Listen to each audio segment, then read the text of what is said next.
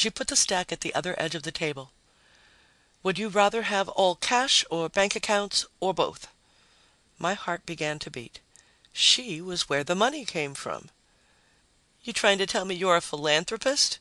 I demanded. "Business is philanthropy in a way," she answered calmly. "You need money and I need your services. To that extent, we're doing each other a favor. I think you'll find that the favor I'm going to do for you is a pretty considerable one. Would you mind picking up the envelopes on the table?"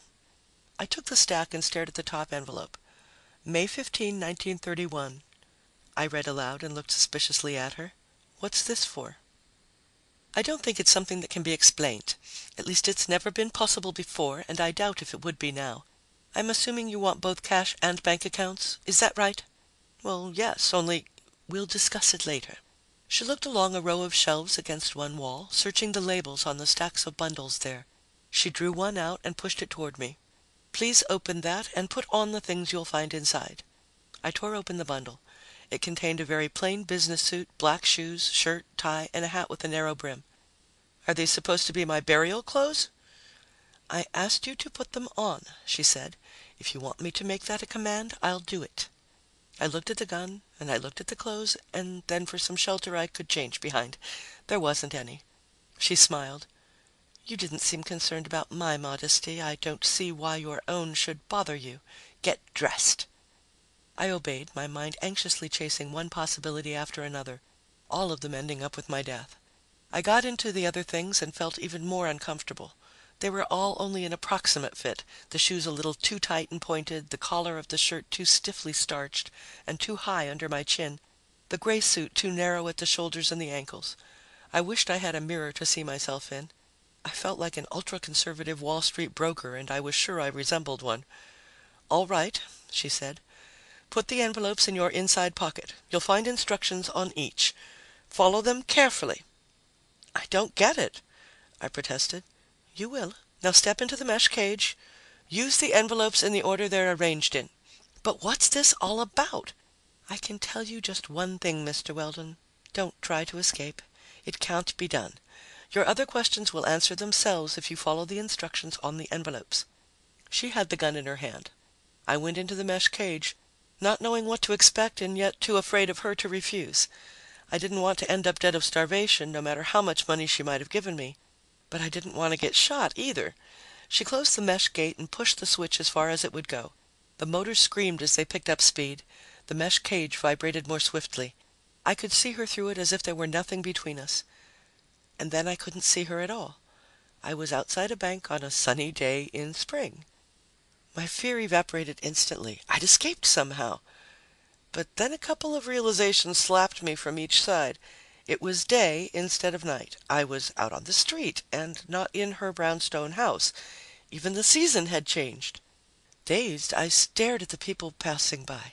They looked like characters in a TV movie, the women wearing long dresses and flower-pot hats, their faces made up with petulant rosebud mouths and bright blotches of rouge, the men in hard straw hats, suit with narrow shoulders, plain black or brown shoes, the same kind of clothes I was wearing. The rumble of traffic in the street caught me next. Cars with square bodies, tubular radiators. For a moment I let terror soak through me. Then I remembered the mesh cage and the motors. May Roberts could have given me electroshock, kept me under long enough for the season to change, or taken me south and left me on a street in daylight. But this was a street in New York. I recognized it, though some of the buildings seemed changed, the people dressed more shabbily. Shrewd stage setting? Hypnosis? That was it. Of course, she'd hypnotized me. Except that a subject under hypnosis doesn't know he's been hypnotized. Completely confused, I took out the stack of envelopes I'd put in my pocket. I was supposed to have both cash and a bank account, and I was outside a bank. She obviously wanted me to go in, so I did. I handed the top envelope to the teller. He hauled $150 out of it and looked at me as if that was enough to buy and sell the bank. He asked me if I had an account there. I didn't. He took me over to an officer of the bank, a fellow with a Hoover collar and a John Gilbert mustache, who signed me up more cordially than I'd been treated in years. I walked out to the street, gaping at the entry in the bank book he'd handed me. My pulse was jumping lumpily, my lungs refusing to work right, my head doing a Hopi rain dance. The date he'd stamped was May 15th, 1931. I didn't know which I was more afraid of: being stranded, middle-aged, in the worst of the Depression, or being yanked back to that brownstone house. I had only an instant to realize that I was a kid in high school uptown right at that moment. Then the whole scene vanished as fast as blinking, and I was outside another bank somewhere else in the city. The date on the envelope was May 29th, and it was still 1931. I made a $75 deposit there, then $100 in another place a few days later, and so forth, spending only a few minutes each time and going forward anywhere from a couple of days to almost a month.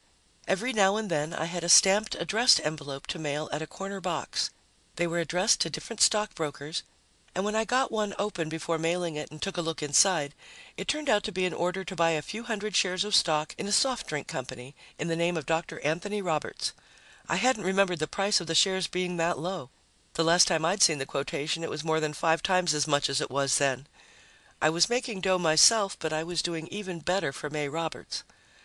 A few times I had to stay around for an hour or so. There was the night I found myself in a flashy speakeasy with 2 envelopes that I was to bet the contents of, according to the instructions on the outside. It was June 21st, 1932, and I had to bet on Jack Sharkey to take the heavyweight title away from Max Schmeling.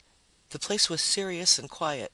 No more than 3 women, a couple of bartenders, and the rest male customers, including 2 cops, huddling up close to the radio. An affable character was taking bets. He gave me a wise little smile when I put the money down on Sharkey. "Well, it's a pleasure to do business with the man who wants an American to win," he said.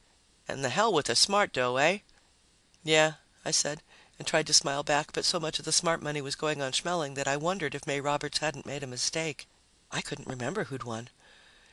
"You know what J.P. Morgan said, don't sell America short."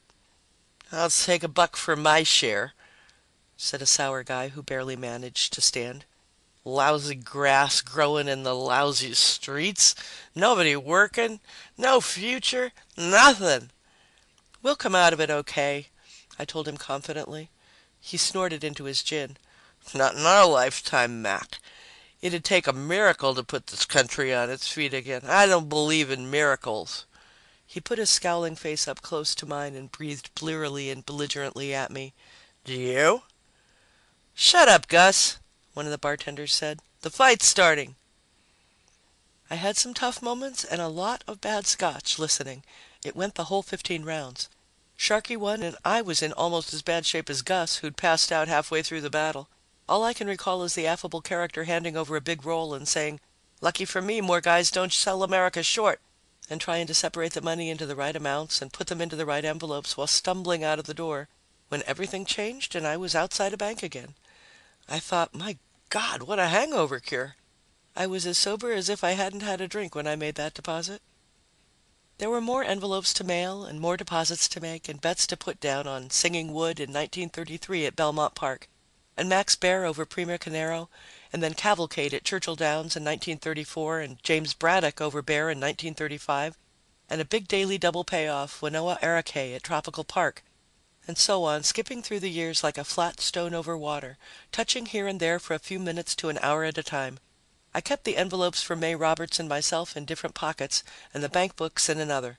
The envelopes were beginning to bulge, and the deposits and accrued interest were something to watch grow.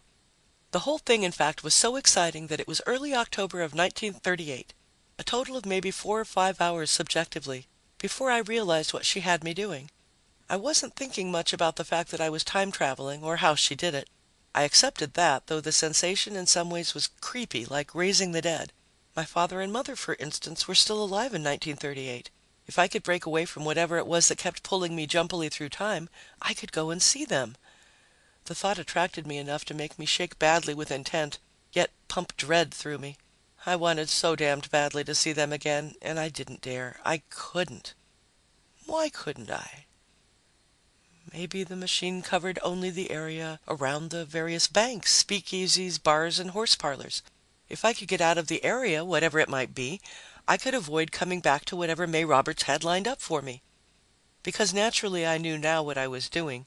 I was making deposits and winning sure bets just as the senile psychotics had done. The ink on their bank books and bills was fresh because it was fresh. It wasn't given a chance to oxidize. At the rate I was going,